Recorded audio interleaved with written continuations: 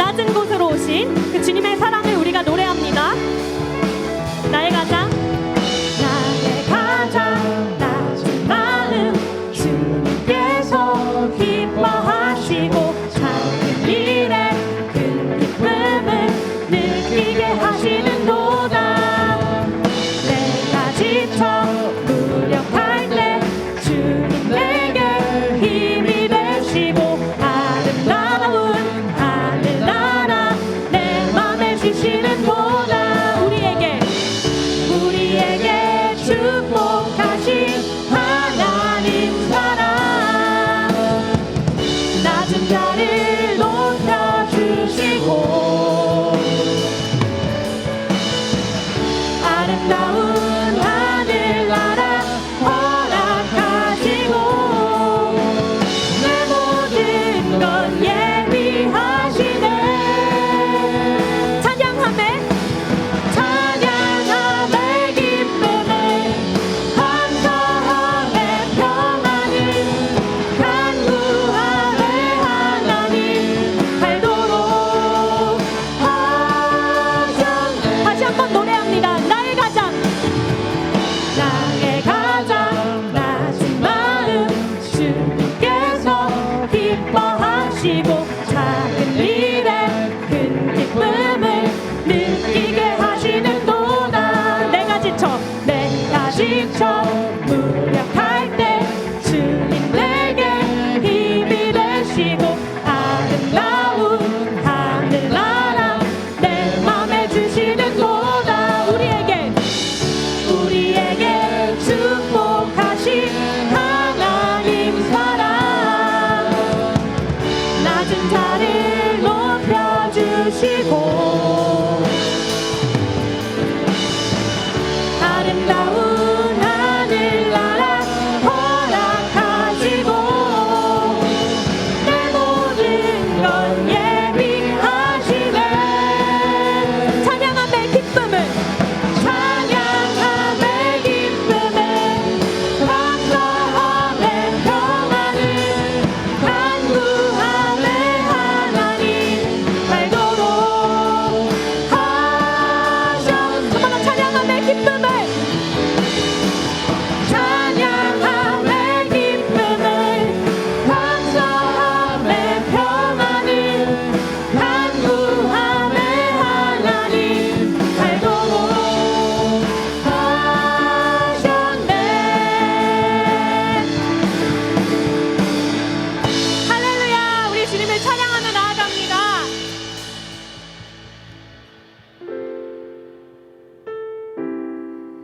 그는 근본 하나님의 본체시나 하나님과 동등됨을 취할 것으로 여기지 아니하시고 오히려 자기를 비워 종의 형체를 가지사 사람들과 같이 되셨고 사람의 모양으로 나타나사 자기를 낮추시고 죽기까지 복종하셨으니 곧 십자가에 죽으심이라. 아멘.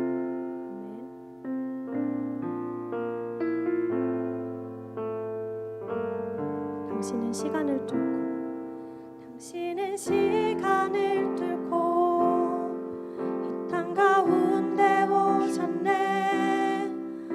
우리 없는 하늘 원치 않아 우리 삶에 오셨네. 자신의 편안 버리고 우리에게 평안 주셨네.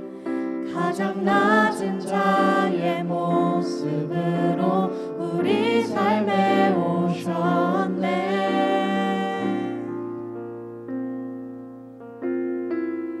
하나님 우리와 영원히 함께 하시네. 꿈없는 우리에게 그 나라 보여주시네. 연약한 자들의 친구가 되어 주시고 힘없는 우리의 인생을 위로하시네.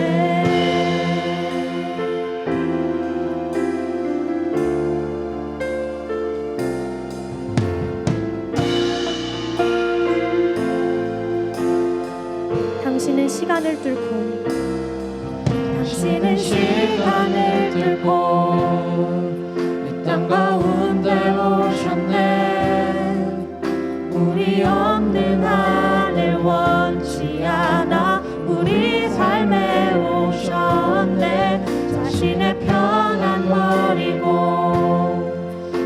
우리에게 평안 주셨네.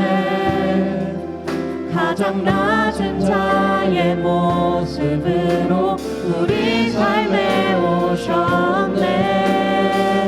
하나님 우리와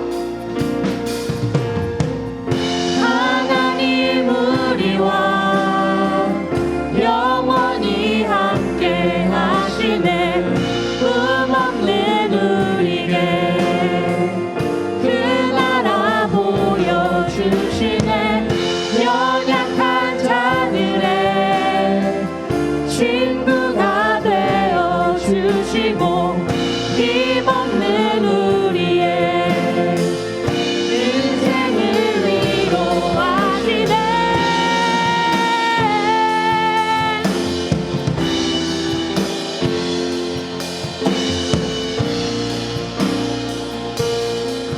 예수 이곳에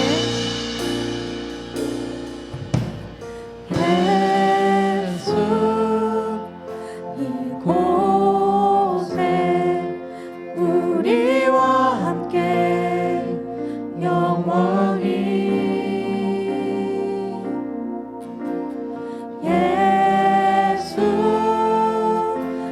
이곳에 우리와 함께 영원히 예수 이곳에 예수 이곳에 우리와 함께 영원히 예수 이곳에 예수 이곳에 우리와 함께 영원히 하나님 우리와 영원히 함께 하시네. 꿈없는 우리에게 그 나라 보여주시네. 연약한 자들의 친구가 되어주시고 힘없는 우리의 인생을 하나님 우리와 하나님 우리와 영원히 함께 하시네. 꿈없는 우리에게 그 나라 보여주시네. 연약한 자들의 친구가 되어주시고 힘없는 우리의 목소리로 하나님 우리와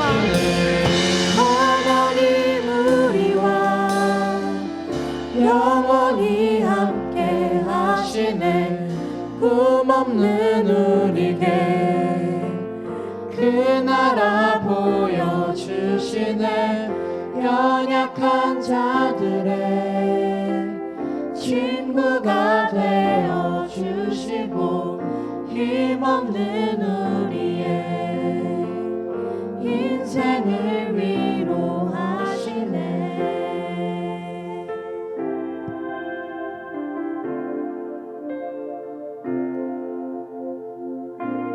언제나 우리와 함께 하시는 그 주님을 우리가 찬양합니다.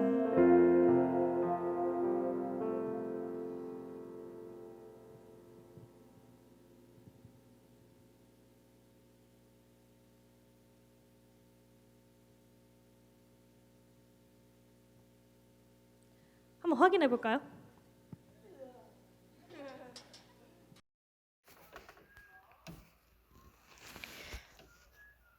하나님 아버지, 이렇게 온라인 예배를 드리게 해주셔서 감사합니다. 교회에 나가지는 못하지만 집에서라도 하나님을 진심으로 찬송할 수 있게끔 도와주세요. 전도사님이 말씀을 전하실 때 집중하고 열정적으로 말씀을 들을 수 있도록 인도해 주세요. 코로나 바이러스가 빨리 사라지도록 해주세요. 이만희가 빨리빨리 지옥에 가게 해주세요. 요새 청소년부가 하나님을 잊지 않고 생활할 수 있도록 도와주세요. 예수님의 이름으로 간절히 기도하옵나이다. 아멘.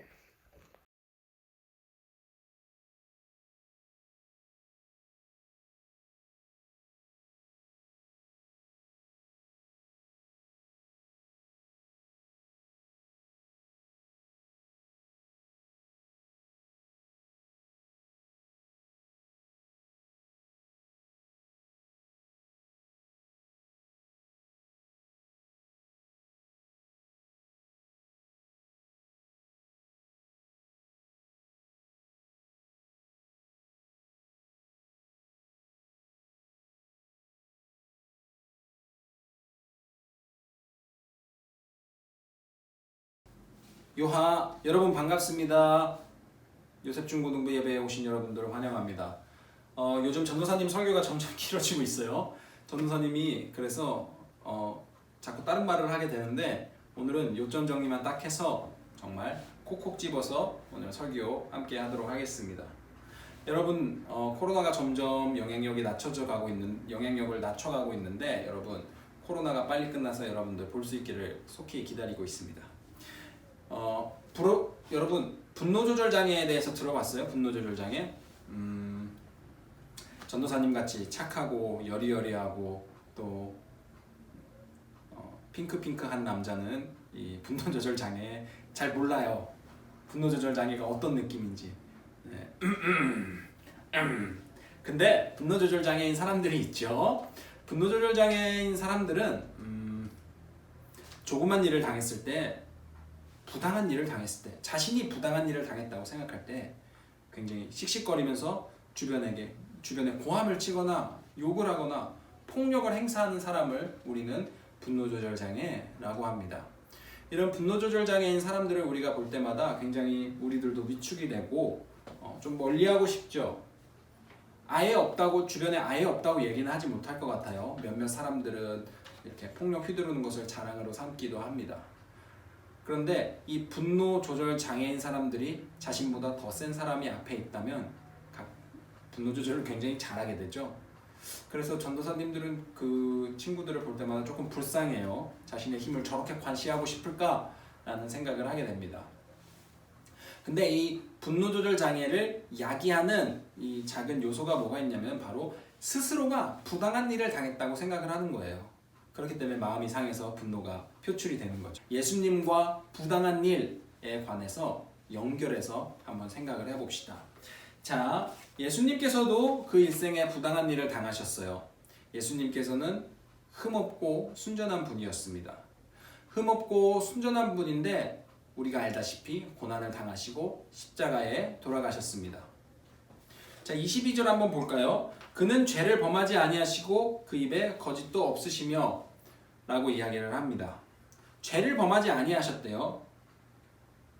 그리고 입에 거짓도 없다 이렇게 얘기를 하는 것은 예수님께서 순전하고 흠없는 분이다라는 것을 오늘 베드로전서를 통해서 우리가 확인할 수 있습니다. 예수님이 정확하죠. 예수님이 흠이 있으셨다면 우리를 구원하시지 못하셨을 테니까요. 예수님 스스로가 자신의 죄를 위해서 돌아가셔야지 흠없기 때문에 우리의 죄를 위해서 돌아가실 수 있었습니다. 그런데 이런 흠없는 분이 굉장히 부당한 일을 당해요. 23절에 이렇게 기록되어 있어요. 욕을 당하시되 맞대어 욕하지 아니하시고 고난을 당하시되 위협하지 아니하시고 오직 공의로 심판하시는 이에게 부탁하시며. 자, 첫 번째로 볼까요? 욕을 당하셨는데 맞대어 욕을 안 하십니다. 여러분들 전도사님 어릴 때도 그랬지만 중고등학교 때는 욕을 굉장히 많이 하죠. 전도사님도 욕을 많이 했기 때문에 이걸 고치는데 굉장히 힘들었습니다. 어떻게 고쳤냐면은 전도사님 친구들한테 야, 이제부터 내가 욕을 하면은 뺨을 한 대씩 때려 라고 했는데 너무 많이 맞아서 고쳤습니다. 여러분, 이렇게 욕을 고치는 게 힘들어요. 여러분들도 욕을 좀 고쳤으면 좋겠어요.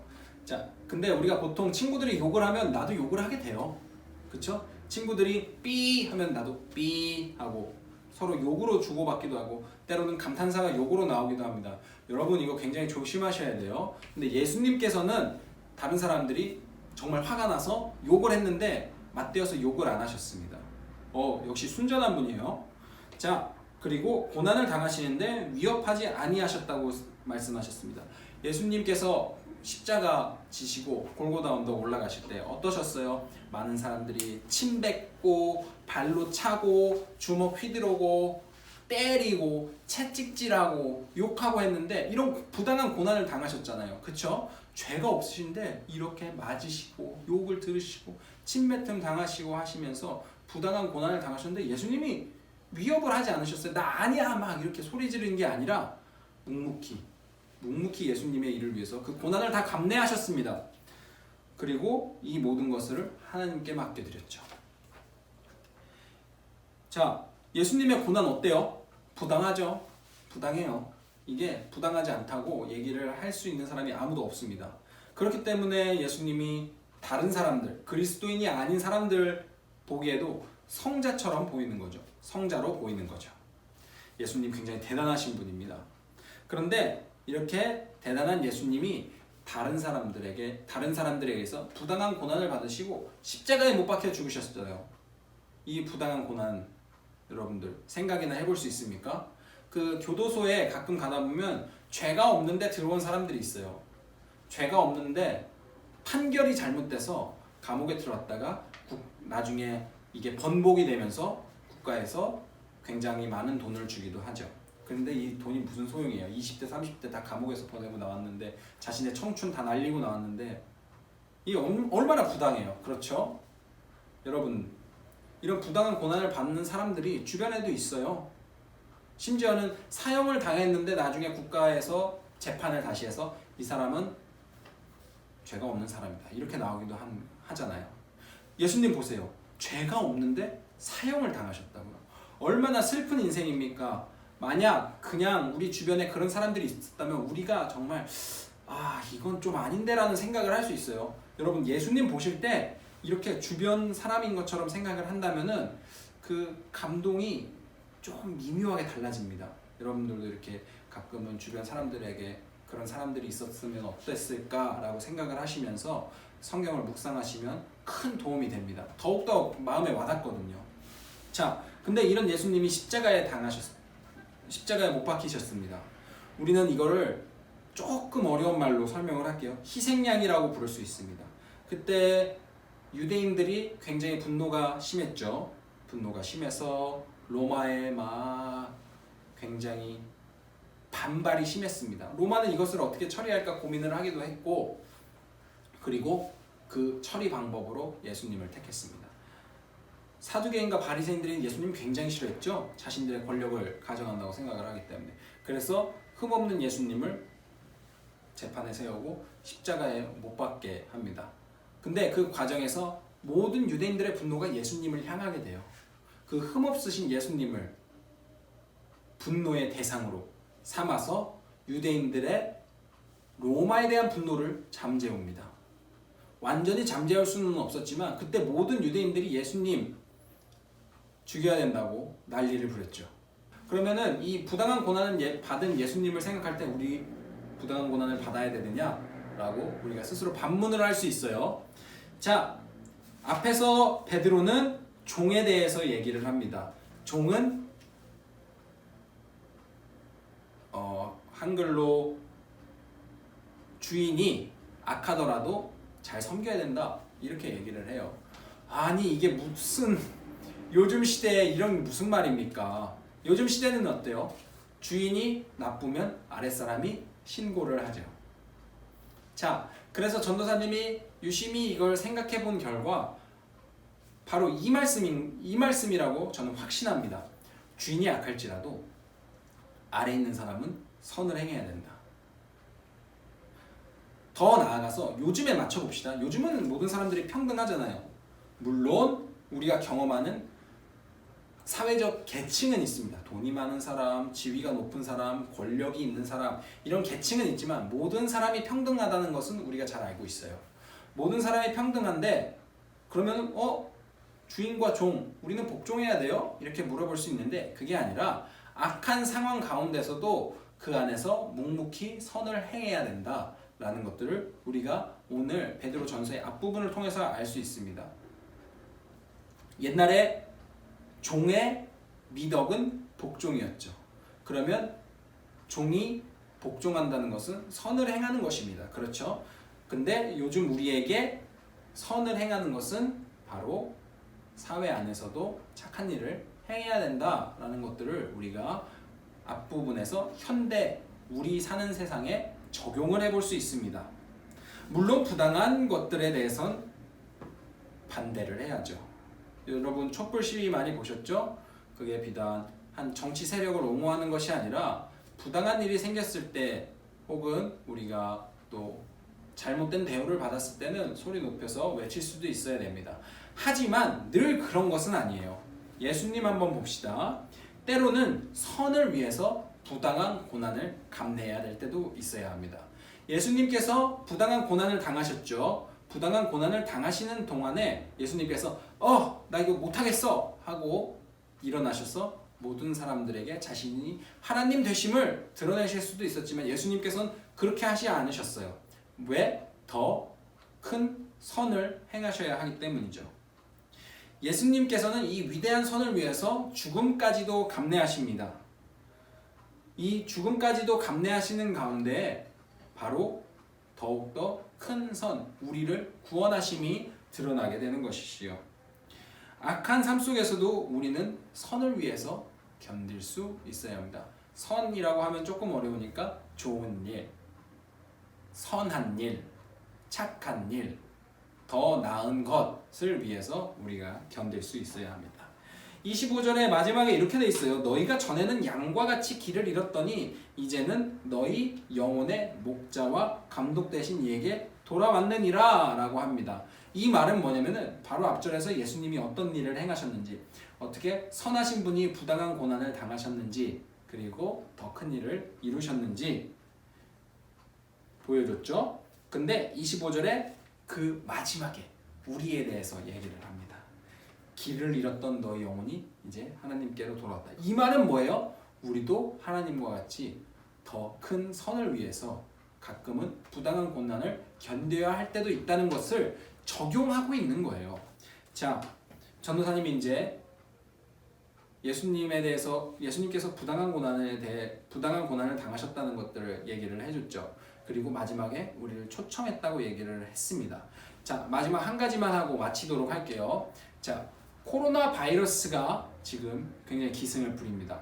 코로나 바이러스의 문제는 단지 병에 걸리고 죽는 것의 문제가 아니라 그리스도인과 비그리스도인의 관계를 바꿨다는 데 있습니다. 전도사님이 이런 얘기를 들었어요. 어른들 사이에서. 회사에 가면 많은 사람들이 그리스도인인 나를 핍박을 합니다. 왜요?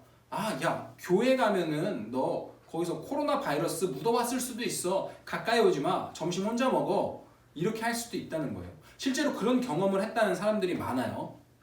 너의 교회는 예배 드리니? 라고 묻는 사람도 있습니다. 자, 여러분, 여기서 우리는 어떻게 해내야 될까요? 아니, 내가 예배 드린 게 무슨 상관인데 코로나도 없는데 왜 내가 이런 부당한 고난을 받아야 돼? 라고 반문하면서 그 사람들에게 부당한 대우를 받았다는 것을 표출하면서 아웅다웅 할 수도 있습니다. 하지만 지금은 견뎌야 될 때입니다. 더 큰 선을 위해서. 전도사님이 어렸을 때 전도사님 옆 친구가 비그리스도인이었습니다. 짝꿍이 비그리스도인이었어요. 근데 굉장히 예수님에 대해서 안 좋은 기억을 갖고 있는 친구였어요. 근데 그 친구가 이런 매일 수업 시간에 예수님 욕을 하는 거예요. 그래서 저도 예수님 욕을 할 때마다 그 친구 아빠 욕을 했습니다. 욕을 맞대어서 한 거죠. 그래서 한 번은 수업 시간에 의자 던지면서 한번 싸운 적이 있었는데요. 그리고 그 친구 지금 어디 있는지 항상 미안하다고 얘기를 하고 싶은데, 여러분, 이렇게 여러분들 친구들 관계에서 이런 부당한 고난을 받았을 때 전도사님은 늘 지금 와서 생각한 건 그때 그러지 말걸, 예수님의 선을 위해서 그때 고난을 다 감내할 걸, 이런 생각을 합니다. 그래서 여러분들이 코로나 이후에 이런 일들을 맞닥뜨릴 수 있다고 저는 거의 확신합니다. 왜냐면 이전과 이후의 삶이 다르기 때문에. 코로나 이전과 이후에 그리스도를 대하는 비그리스도인의 태도가 다르기 때문에. 하지만 여러분들이 마음을 굳건히 먹으셨으면 좋겠어요. 뭐를 위해서? 더 큰 선을 위해서. 그 사람들이 우리가 대응하지 않는 것을 보고 아, 그리스도인은 다르구나 라는 것을 생각할 수 있게 되었으면 좋겠습니다. 여러분, 그렇기 때문에 여러분들이 사회에서, 생활에서 그리스도인이라고 삿대질을 받았을 때 바로 대응하지 마시고 예수님을 위해서 참으셨으면 좋겠습니다. 마지막으로 19절 읽고 기도하도록 하겠습니다. 부당하게 고난을 받아도 하나님을 생각함으로 슬픔을 참으면 이는 아름다우니. 기도하겠습니다. 하나님 아버지, 감사합니다. 우리가 부당한 고난을 받으신 예수님, 더 큰 선을 위해서 참으신 아름다운 예수님을 우리가 바라보았습니다. 우리 또한 예수님을 쫓아서 코로나 이후에 어떻게 될지는 모르지만 그리스도인이라고 핍박을 받을 때 우리가 그것을 하나님을 생각하며 참을 수 있는 그리스도인이 될 수 있도록 인도해 주세요. 예수님 이름으로 기도합니다. 아멘. 하늘에 계신 우리 아버지, 아버지의 이름을 거룩하게 하시며 아버지의 나라가 오게 하시며 아버지의 뜻이 하늘에서와 같이 땅에서도 이루어지게 하소서. 오늘 우리에게 일용할 양식을 주시고 우리가 우리에게 잘못한 사람을 용서하여 준 것 같이 우리 죄를 용서하여 주시고 우리를 시험에 빠지지 않게 하시고 악에서 구하소서. 나라와 권능과 영광이 영원히 아버지의 것입니다. 아멘.